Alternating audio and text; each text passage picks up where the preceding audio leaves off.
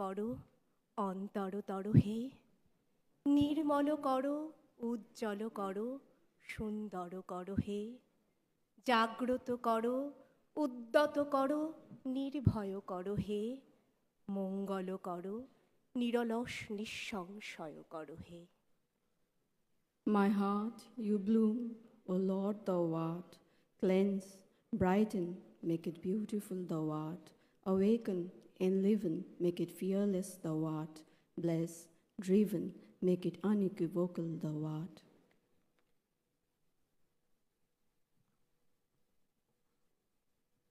A warm welcome and a very good morning to the honorable dignitaries, judges of the district judiciary under the Honorable High Courts of Calcutta, Guwahati, Sikkim, Manipur, Meghalaya, and Tripura, ladies and gentlemen. It is indeed an honor and a privilege to be here today amidst the legal luminaries of our great land, tasked as we are to initiate the inauguration of the East Zone Regional Conference on Contemporary Judicial Developments and Strengthening Justice through Law and Technology, organized by the National Judicial Academy in association with the Honorable High Court at Calcutta and the West Bengal Judicial Academy. I am Arnab Ghoshal, and joining me is Sanchita. We are members of the West Bengal Judicial Service and are standing here today to usher in the commencement of a new chapter in our ongoing journey towards legal excellence and judicial innovation. We are honored to play our role on this auspicious occasion.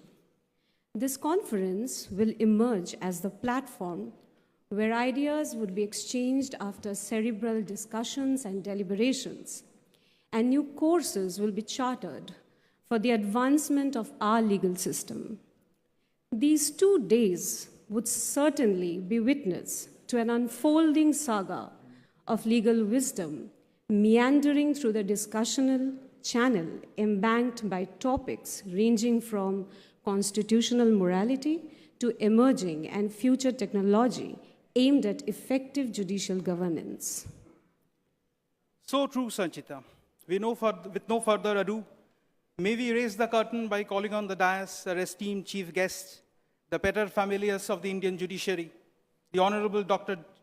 Justice D.Y. Chandrachud, Chief Justice of India. His Lordship's commitment to upholding the principles of justice and profound understanding of the law make him the ideal person to lead us in the present endeavor. Please join me in welcoming the Honorable Chief Justice of India. May I request the learned Registrar General, High Court at Calcutta, to kindly escort his Lordship to the Chief Guest's chair.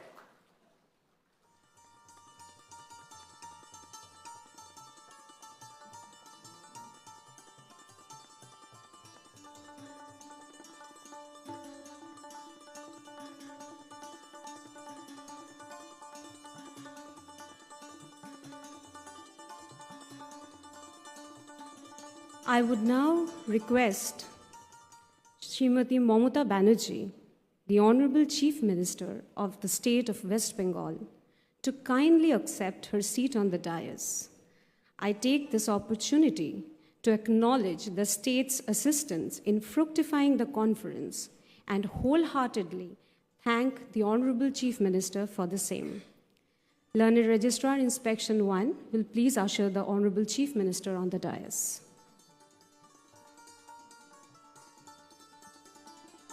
May I now humbly call upon the dais the Honorable Mr. Justice Bhushan Ramkrishna Gawai, Judge, Supreme Court of India. His Lordship is not only a judge of the highest court of the land, but also a dedicated academic, adorning the chair of Chancellor, Maharashtra Law University, Nagpur. His Lordship may please be accompanied by the Director, NJ, West Bengal Judicial Academy. We are so proud and honored to have in this conference the Honorable Mr. Justice Dipankar Dotto, Judge, Supreme Court of India. His Lordship, a quondam teacher of constitutional law of the Calcutta University, is one of the dazzling products of the Calcutta Bar. His Lordship is requested to grace the dais. We are privileged to announce the presence of the Honorable Mr. Justice Rajesh Bindal, Judge, Supreme Court of India, and former Chief Justice of the Honorable High Court at Calcutta. His Lordship may kindly accept his seat on the dais. May I now cordially invite on the dais the Director of the National Judicial Academy, the Honorable Justice Aniruddha Bose, former judge of the Supreme Court of India and a legal academic of repute, and request him to grace the occasion.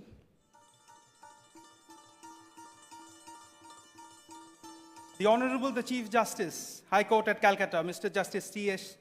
Shivagyanam, may please ascend the dais to preside over the inaugural session.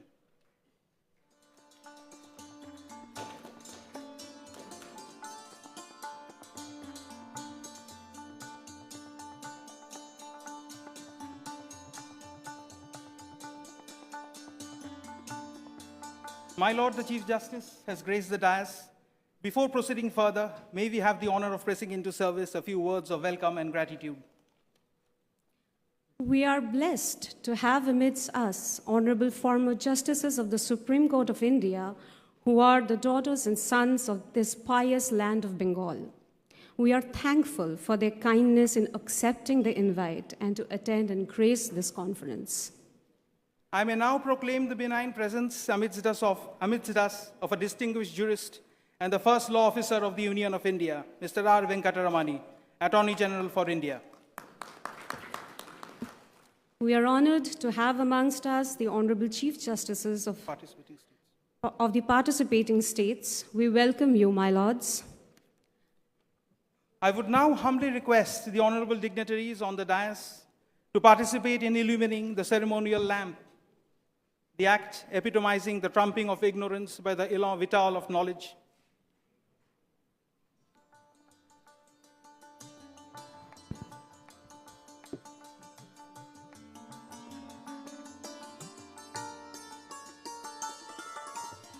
Shubham Karuti, Kalyanam Arakyam, Dhanasampad, Shatru Buddhi Vinashaya, Deeparjati Namastute.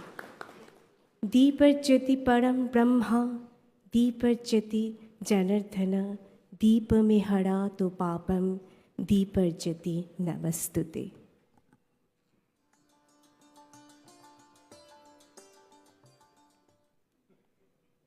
Temporal flow has brought us to that stage of this momentous event when the otherwise immeasurable gratitude seeks to objectify itself in felicitating memorabilia. The joyous ceremony must begin with the Honorable the Chief Justice of the High Court at Calcutta, Mr. Justice T.S. Shivagyanam, felicitating the Honorable Chief Justice of India, Justice D.Y. Chandrachud.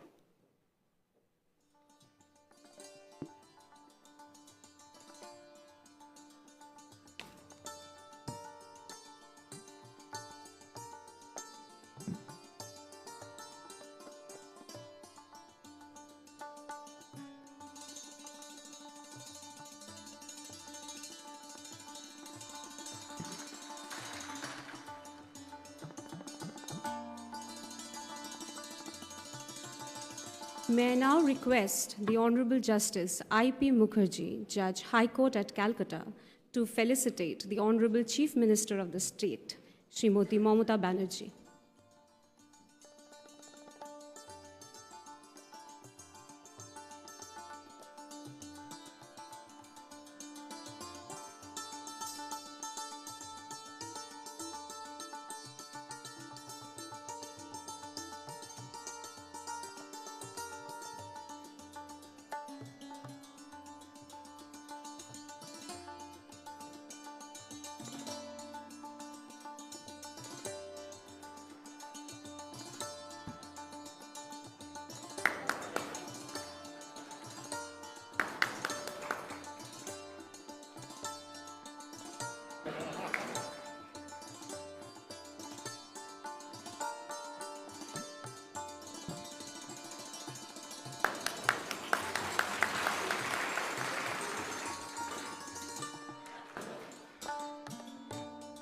The Honorable Justice Harish Tandon, Judge, High Court at Calcutta, will please convey the small tokens of gratitude and commendation to the Honorable Justice B.R. Gavai, Judge of the Supreme Court of India.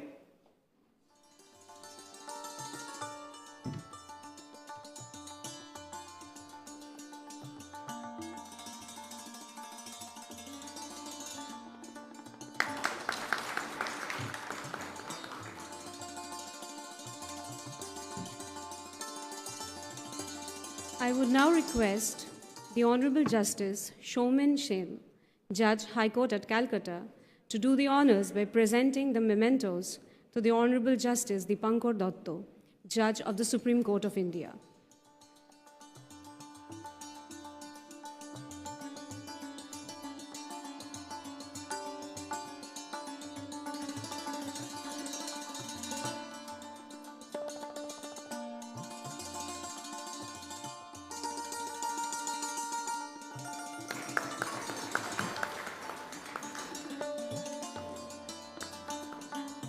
May I now request the Honorable Justice Joy Mallo Bagchi, Judge, High Court at Calcutta, to present the mementos to the Honorable Justice Rajesh Bindal, Judge, Supreme Court of India.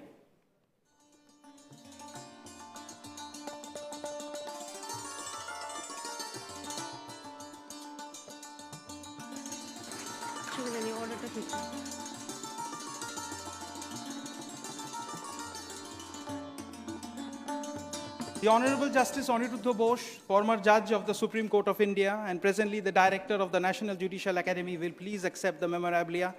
The Honorable Justice Orijit Banerjee, Judge, High Court at Calcutta, will please do the honors.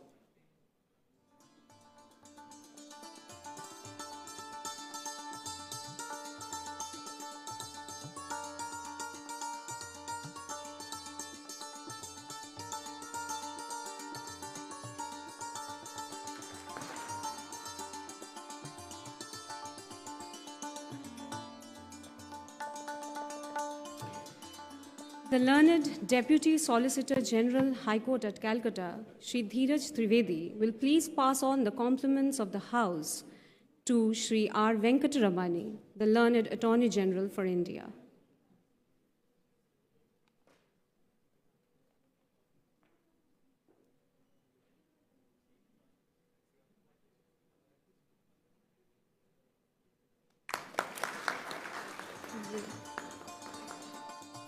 May I now request the Honorable Justice Topobroto Chakraborty, Judge, High Court at Calcutta, to felicitate the Honorable the Chief Justice of the High Court at Calcutta, Mr. Justice T.S. Shivagyanam.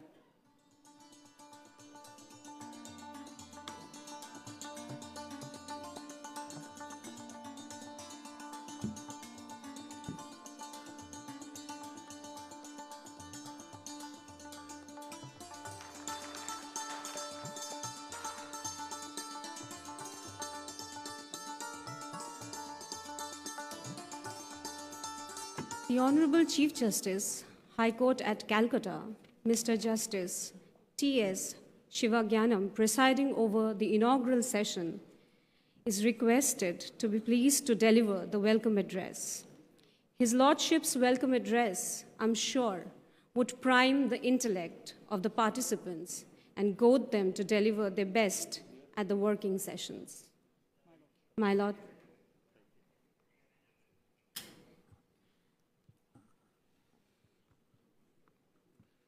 It's a proud moment for the High Court of Calcutta to host this regional conference in the city of joy. At the very outset, I express my gratitude and sincere thanks to the Honorable Chief Justice of India, Dr. D.Y. Chandrachud, for gracing the occasion and to inaugurate the conference. I extend my heartiest welcome to your Lordship. I extend a warm welcome to the Honorable Chief Minister, Madam Mamata Banerjee, and express my thanks for the continued support to the High Court administration. I heartily welcome Honorable Justice B.R. Gawai, Judge, Supreme Court of India, Honorable Justice Dipankar Datta, Judge, Supreme Court of India, Honorable Justice Rajesh Bindal, Judge, Supreme Court of India, Honorable Justice Aniruddha Bose, former Judge, Supreme Court of India and Director of the National Judicial Academy, Honorable Justice Aparesh Kumar Singh, Chief Justice, High Court of Tirupura, Honorable Justice S. Vaidyanathan, Chief Justice of Meghalaya, my sister and brother judges of the High Court of Calcutta and other high courts who have been invited as resource persons for the working session, Mr. R. Venkataramani, the learned Attorney General of India, the learned Deputy Solicitor Generals of India, the President and Secretary and office bearers of the three wings of the bar, the Chief Secretary of the Government of West Bengal, the registrars and the officers of the High Court, other special invitees, members of the print and electronic media, ladies and gentlemen, a warm welcome to all of you.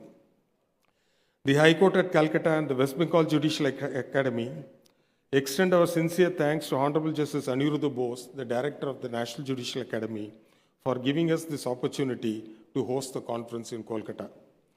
Being the oldest High Court in the country in its 163rd year of existence, the majesty of the High Court at Calcutta stands firm on its glorious past, commendable present, and aspiring future. Calcutta High Court is not only the oldest chartered High Court of the country, but also has been a dynamic institution. It has never hesitated to transform itself in accordance with the need of times, maintaining its own indigenous traditions. Its independent character and bold stance is best reflected in the words of one of the former Chief Justice, who commented while serving in the Judicial Committee of Privy Council. He overheard one of his colleagues say, "Calcutta High Court, oh, it's terribly independent, may it remain so." The High Court till today has lived to its image and championed the rule of law without fear or favor since the 19th century. 21st century is the era of information technology. The first step in this endeavor was the creation of a database of cases by digitalization them and publication of the cost list of the High Court in digital form. Keeping with the time, the Grand Maidan of Indian judiciary has transformed herself to meet the challenges of the digital world. Gradually, relevant rules of e-filing, etc. were introduced. By using the CIS platform, every aspect of a litigation, starting from its filing to uploading and communication of the orders, are on the digital platform, accessible to all in litigant-friendly manner. The web page of the Calcutta High Court has also been designed in a litigant-friendly layout, which is to be rolled out soon. Most of the things that a litigant needs to know about the court or its functioning are available on the web page. For example, annual reports, calendar, information relating to case status, orders, judgments of a particular information relating to commercial courts, display board of the mainland and the circuit benches, e-filing, e-gate pass, e-library are accessible through the web page. We are working on creating e-SCR, e-pay, e-RTA application, e-RTA status platforms, and they would be functional shortly. Other initiatives like Justice Clock for the High Court and the subordinate judiciary, the district judiciary, introduction of e-ACR through personal information system for the judicial officers, Android mobile applications for the High Court, orders and judgments using neutral citation have been undertaken. Last but not the least, the only silver lining of the pandemic, that is virtual hearing, have come to stay. Virtual hearing is available in all the courts to the litigants from anywhere in the world. Live streaming is another endeavor of the digital era, which we have accepted and adopted. Though not free from its concomitant irritants like trolls, etc., live streaming of hearings have enhanced transparency and accountability in the judicial process. We are in the process of implementing the initiative on paperless courts. In compliance with the desire and directions of the Honorable Chief Justice of India, the task of translating the reportable judgments of the Honorable Supreme Court of India as well as the High Court of Calcutta is being done with the assistance of the SUAS tool under the supervision of a committee of honorable judges constituted for the purpose. The website of the Calcutta High Court has been made accessible in terms of the directions of the Honorable Accessible Committee of the Supreme Court of India. Now, cost lists can be generated in HTML format for visually challenged persons with appropriate screen reader. Steps have also been taken to make the High Court building accessible to the physically challenged. In the era of tremendous technological advancement, we have taken measures to equip the district judiciary with the latest hardware equipment for enhancing productivity. We have provided judicial officers with high-end laptops and speech dictation software, are in the process of procuring digital law library for the judicial officers. We have already implemented the FASTER throughout the state of West Bengal and Andaman Islands. This would not have been possible but for the financial sanction provided by the government of West Bengal. We are proud to mention that the Honorable E-Committee of the Honorable Supreme Court, in their special edition of the newsletter, has elaborately showcased the various e-initiatives and best practices adopted by the High Court of Calcutta. We convey our sincere thanks to the Honorable Chief Justice of India. As a step towards accountability, we are publishing annual report, enumerating yearly achievements and charting out a vision for the future. The first annual report was published in the year 2023, would show that in the last 5 years, we have been able to increase our disposal rate. As on 1st January 2019, the rate of disposal was 111.16%. As on 1st January 2020, the rate of disposal was 81.72. As on 1st January 2021, it increased to 110.67. And as on 1st January 2022, the rate of disposal was 123.93%. And as on 1st January 2023, the rate of disposal was 120.84%. We are improving our rates of disposal. In sync with the laudable initiative taken by the Honorable Supreme Court of India for arrear reduction in the district judiciary, we are almost in the process of completion of the first phase of action plan formulated by the Honorable Apex Court. District case management committees have been formed in all the districts to deal with the issue of arrear reduction. Considering the pace at which the implementation measures are proceeding, we are confident of achieving the target of arrear reduction within the stipulated time. The Calcutta High Court is facing space crunch. The Honorable Chief Minister has been gracious enough to hand over 9 floors of the new Secretariat building adjacent to the Calcutta High Court main building. We thank you, Madam, for the gesture. The state government has allotted to the High Court for the new High Court complex land for such purpose, which in my personal opinion may not be sufficient considering the future requirement, say for the next 50 years. And the High Court will request the Honorable Chief Minister to consider and allot a larger extent of land. The work of construction of the circuit bench of the High Court at Jalpaiguri, High Court at Calcutta at Jalpaiguri is nearing completion, and we expect to inaugurate the grand structure very soon. West Bengal Judicial Academy was established in the year 2005. The academy had its humble beginning from Bijan Bhavan. The High Court Guest House. On 25th of February 2017, the academy building was inaugurated. Incidentally, Honorable Justice Dipankar Datta, who is present among us, was one of the members of the committee and had taken keen interest along with the then chairperson, other members and the then director of the academy in the construction and commencement of the building. To cater to the growing needs, the Judicial Academy proposed an expansion of the infrastructure by increasing the hostel strength and building a state-of-art auditorium, among other facilities. The proposal was accepted by the Government of West Bengal, and a sum of rupees 48 crores 62 lakhs 33,034 has been sanctioned. The Academy has undertaken significant measures to improve the quality of judicial education imparted to from its portals. It has partnered with international organizations like Central and East Europe Law Initiative to train master trainers in specialized area. One such program on anti-human trafficking was undertaken on 3rd and 4th February 2024, and another on transnational crime is scheduled to be conducted on 20th and 21st July 2024. Yesterday, the Honorable Chief Justice and other dignitaries released the primer, a pioneering effort of the West Bengal Judicial Academy under the chairmanship of Honorable Justice Joymala Bakshi for the purpose of capacity building of judges. It is a momentous occasion for the High Court at Calcutta and the West Bengal Judicial Academy to host such a luminous gathering. I hope it's a memorable experience for all of us, and it enriches and empowers us to serve the cause of justice and the people of our nation in a better way. I thank my brother and sister judges for their unstinted support, guidance, and assistance rendered to me both during my tenure as AD1 and after becoming the Chief Justice. I have very interesting anecdotes to share about each of my brother and sister judges. However, due to paucity of time, I am unable to do so. All that I can say is they all stood by me, helped me in discharge of my administrative functions. I convey my sincere thanks to the Learned Registrar General and the Learned Registrars, past and present, officers of my secretariat and other officers and staff for their tireless effort put in to enhance better functioning of the Calcutta High Court and to make the program a grand success.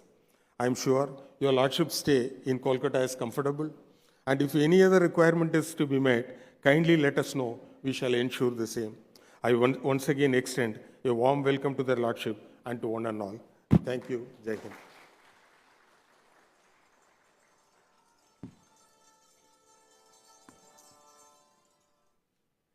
Thank you, my Lord, the Chief Justice, for the welcome address, which I am sure has not only warmed the cockles of our hearts, but has also indicated with sufficient clarity the purpose, direction, and the ultimate goal of the Honorable High Court at Calcutta, the Judicial Academy, and this conference. His Lordship's insights and visions will undoubtedly set the stage for productive discussions and meaningful outcomes. The time has come to request the Honorable Chief Minister of the State of West Bengal, Srimati Mamata Banerjee, to say a few words. Madam Chief Minister, if you may please.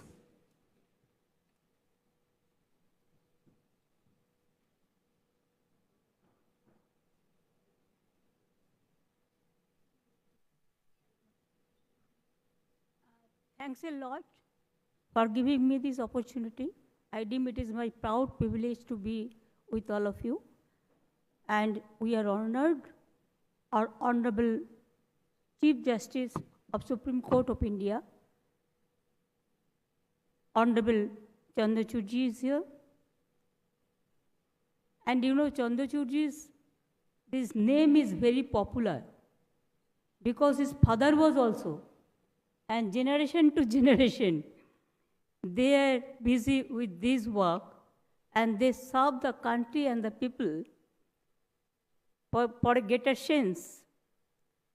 So no need for introduction, but need for his revolutionary steps for digital India and for e-law system. Mr. Gawa, thank you so much for coming over here. Bindalji, Aniruddha Da, sorry, I should not say Aniruddha Da, but our Bengali, the habit is Dada and Didi. It is to give them respect. So, Mr. Aniruddha Bose, Dipankar Da, and Dipankar Datta, Amader Chief Justice of Calcutta High Court,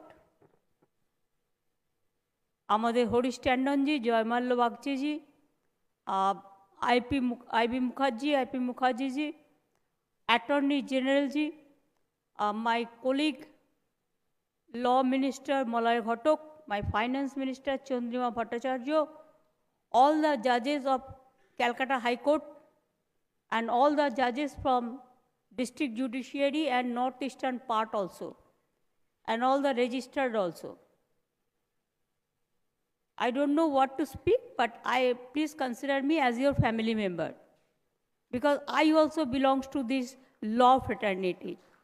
In my life, 3-4 cases I also fought, and they offered me one ground. I preserve it. Whenever I'll be allowed to practice regularly, not for me, but for public works, for development works. And sometimes I have seen, to give the briefing, it may not be proper in every cases. So it is better if we can fight ourselves, then at least who knows the things, at least may get the opportunity, because now also I am continuing the Bar Association membership. So please give me the live member. Every year giving the subscription, instead of that, give me the live membership, so that sometimes we also on behalf of people, I can assure you no money we will take for that, only voluntarily. Sir, thank you very much. This judiciary is an important temple for us.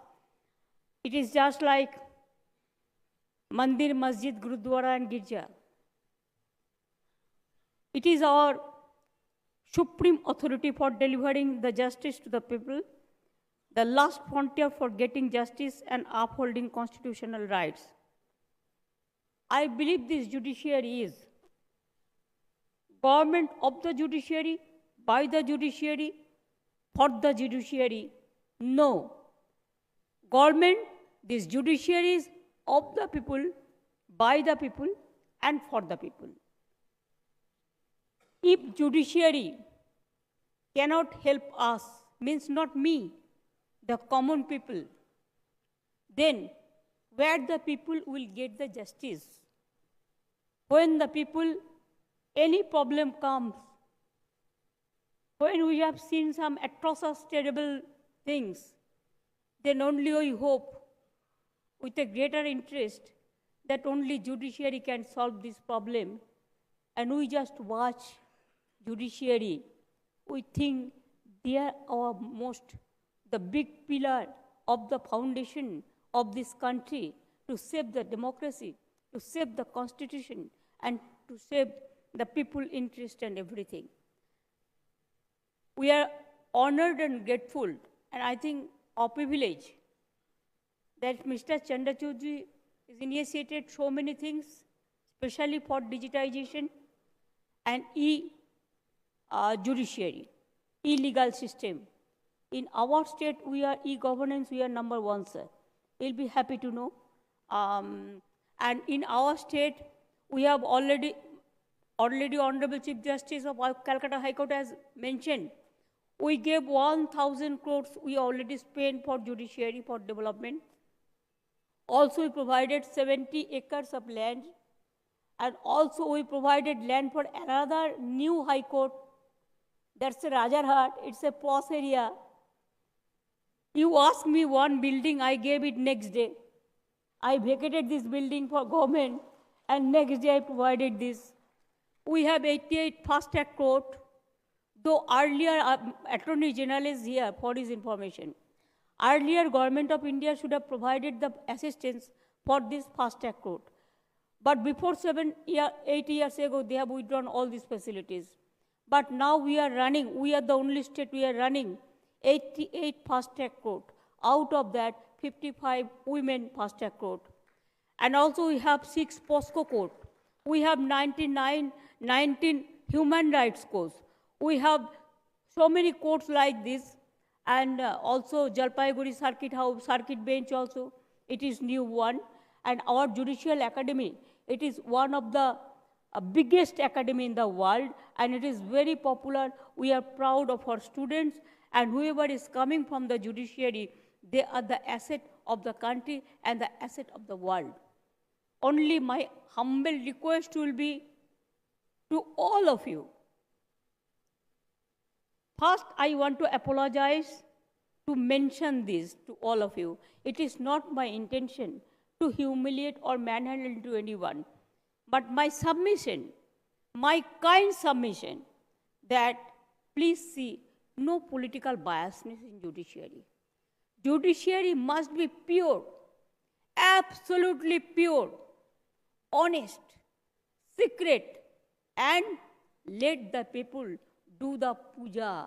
Like Sanskrit, they say sometimes puja, sometimes for all the caste, all the creed, all the community, all the people.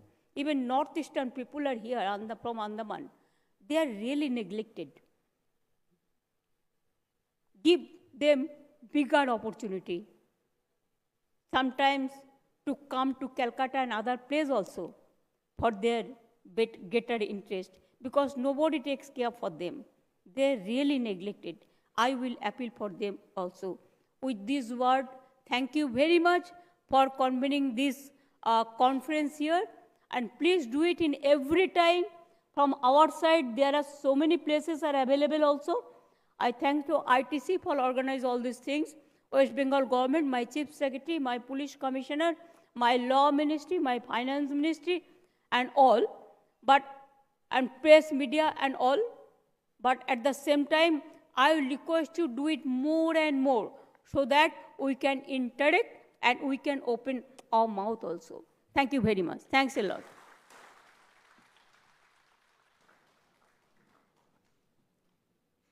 Thank you, Madam Chief Minister, for the special address.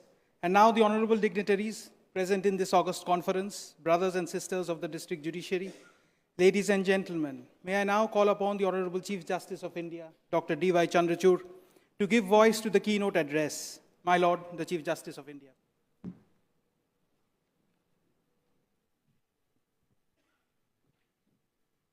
Namaskar. Honorable Ms. Mamata Banerjee ji, Honorable Chief Minister, my brother judges, Justice Bhushan Gavai, Justice Dipankar Datto, Justice Rajesh Bindal, Chief Justice of the Calcutta High Court, Justice T.S. Sivagnanam, Honorable Judges of the Calcutta High Court, Mr. R. Venkatramani, the very distinguished Attorney General for India, Justice Aniruddha Bose, Dada for us, who's been a very valued colleague and now the Director of the National Judicial Academy, the Law Minister, Finance Minister of the State of West Bengal, all the dignitaries who have come, judges who have come from across various states to attend the regional conference, ladies and gentlemen. The State Judicial Academy and the Chief Justice of the High Court could not have chosen a more topical area for our discussion over the next 2 days.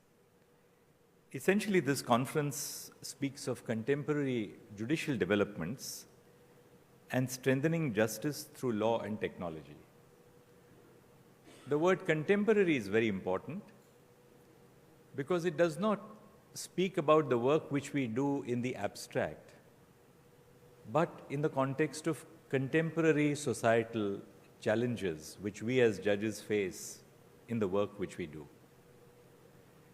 We therefore look at law and its intersection of technology from the perspective of the societal conditions in which those whom we serve exist in our societies.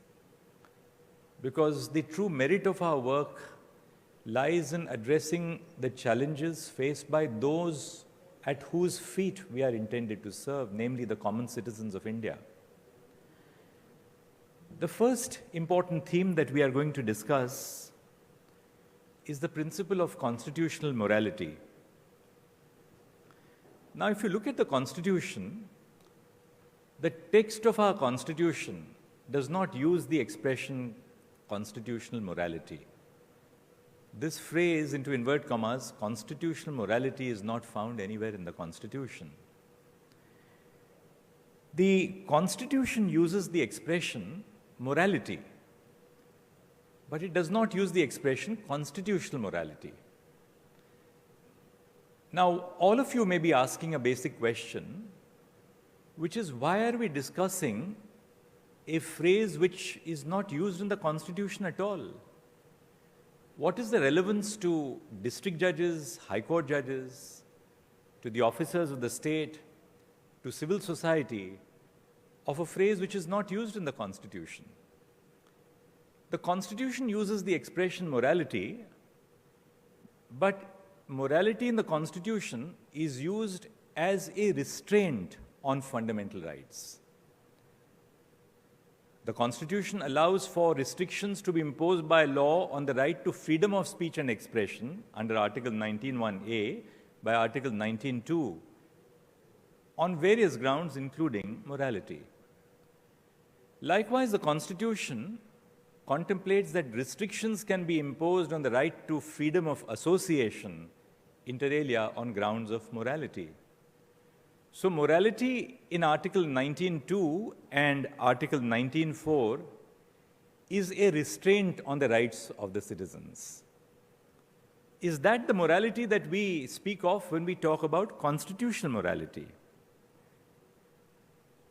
Now, that's one of the basic questions which we have to address.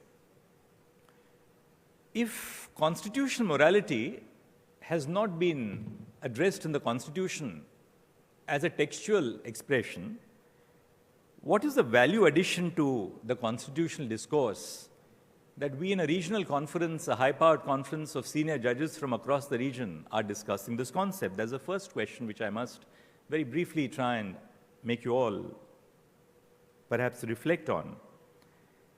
How do you define what is undefined and what is not explicitly stated in the Constitution? Who will define the concept of constitutional morality? We exist in a federal structure. We exist in a federal structure which is marked by a great deal of diversity. I was born in Mumbai, belonged to a small village about 60, 70 kilometers away from Pune. My work took me to Allahabad as Chief Justice for 3 years. And now I look at the broader context of the Indian nation. And one thing which cannot but leave a very imperceptible mark on your heart and soul in the work which we do as judges in Delhi is to realize the importance of preserving the diversity of India. So how do we then dwell on the concept of constitutional morality? At one level, constitutional morality is founded in the preambular values, the values which the constitutional preamble sets out. But if these rights have already been enunciated elsewhere in the Constitution, then why constitutional morality? In fact, I was one of those who applied this concept of constitutional morality when I wrote the judgment in the first round of the battle between the NCT of Delhi and the Union of India about 6 or 7 years ago. And responding to that judgment, the learned Attorney General for India, Mr. Venugopal, asked me in another case, he says, Judge, where do you find this doctrine in the Constitution? It was an academic discourse as constitutional cases involve. At a certain level, the preamble defines concepts and refers to concepts such as justice, social, economic, and political, liberty of thought, expression, faith, belief, and worship, human dignity, equality, fraternity. Now, these rights, which the preamble refers to, are found in the text of the Constitution. Article 21, the right to life and personal liberty, equality in Article 14. Then why are we evolving this concept of constitutional morality? There is a more deeper reason. And that deeper reason for us to dwell on the concept of constitutional morality is that constitutional morality is an overarching principle which is derived from but is not confined to specific rights or values which are enshrined in the Constitution. Constitutional morality gives you a unifying constitutional ethic. It gives you a unifying constitutional ethic, so every Indian citizen can think as she wishes to think. Every Indian citizen can speak as she wishes to speak. Every Indian citizen can worship as they intend to worship. Every Indian citizen is entitled to follow whoever they want to follow. Every Indian citizen is entitled to eat what she or he wants to eat. Every Indian citizen is entitled to marry whoever she or he wants to marry or not marry at all. In other words, what constitutional morality really opens up as a universe for all of us, particularly as judges, is to create a whole way of life which the Constitution has created. And that way of life is deeply cognizant of the fact that India does not exist only in large cities, but it goes down to the smallest village and the smallest taluka across the nation, connected or not connected, communicable or not communicable, accessible or otherwise. And that is the true merit of the doctrine of constitutional morality. Constitutional morality, unlike morality, as I began by telling you, morality is a restraint on the rights of citizens. Constitutional morality, on the other hand, addresses itself to the state. Constitutional morality is a restraining factor on the state. But besides being a restraining facet of what the state has to respect, it imposes a duty on the state to facilitate the achievement of the kind of society which the Constitution envisages. Constitutional morality addresses itself to every component of society and to society as well. The Constitution is not merely a dialogue between the state and its citizens, or between the union and the states, or between the states and states. It's a dialogue within and between societies. And constitutional morality addresses itself to every component of society, and the society itself telling society that you must allow for conditions which respect diversity, promote inclusion, and pursue tolerance. The heart of the nation is our realization of the importance of diversity, the need for inclusion, and the ultimate pursuit of tolerance, which defines why we are, 75 years after the birth of the nation, still a nation with such beautiful diversity and colors. But above all, since we are judges, constitutional morality reflects an institutional commitment of the court system, the institutional commitment of each one of us that we are but subservient to these values of the Constitution. Too very often, when we are addressed as honor, and we are addressed as lordships or ladyships, there is a very grave danger, and people say that, well, the court is a temple of justice. There is a grave danger that we perceive ourselves as the deities in those temples. Therefore, speaking for myself, though I have my own set of personal values which are deeply personal to me, I'm a little reticent when I'm told that this is a temple of justice. Because temple postulates that the judges are in the position of a deity. I would rather recast the role of the judge as a server of the people. And when you regard yourselves as people who are there to serve others, then you bring in the notion of compassion, of empathy, of judging others but not being judgmental about others, allowing other people to lead the lives as they lead. All of us know as judges that in the worst of criminal cases which come before us, we have a human being who is before us. And even when we exercise the power of sentencing, we do that with a sense of compassion, just as we do it with a sense of duty to the family of the victim who has been wronged. So it is these concepts of constitutional morality which I think are at the key, not just for the judges of the Supreme Court or the High Court, but for the district judiciary itself, because the engagement of common citizens begins first and foremost with the district judiciary. The Supreme Court is the court of last resort, notwithstanding Article 32. The court of first resort are the district courts across the nation. The second aspect which I want to dwell on is why technology. All of us as judges have worked in conditions which are good, conditions which are not so good. There is a variety, a wide variation in the manner and conditions in which our judges work. What is the relevance of technology to common citizens?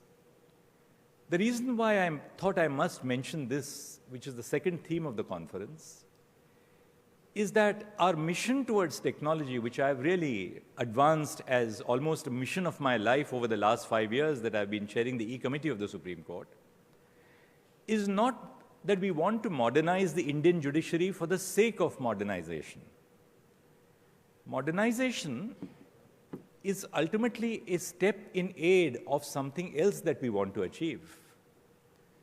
The government expends large funds on modernizing the judiciary, and technology is no exception. Phase 3 of the e-courts project, Justice Bindal is going to chair that session, has an outlay of 7,000 crores. Now, what is the purpose of this 7,000 crores to the lives of common citizens, that workmen whose services have been terminated?